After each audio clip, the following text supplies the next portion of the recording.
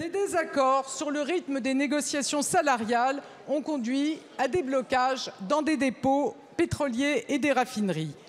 Le gouvernement appelle à la responsabilité pour dialoguer.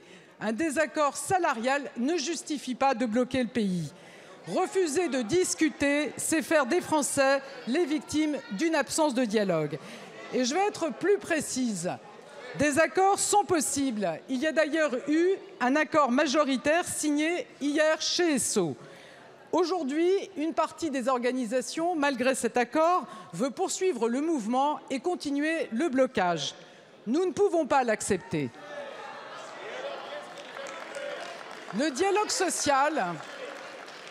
social s'est avancé dès lors qu'une majorité s'est dégagée. Et ce ne sont pas des accords à minima. Les propositions mises sur la table par la direction de l'entreprise est significative. Dès lors, j'ai demandé au préfet d'engager, comme le permet la loi, la procédure de réquisition des personnels indispensables au fonctionnement des dépôts de cette entreprise. Chez Total, les syndicats réformistes ont appelé à l'ouverture de négociations. La direction a répondu favorablement.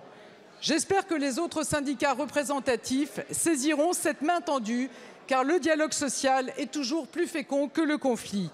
À défaut, le gouvernement agira là encore pour débloquer la situation.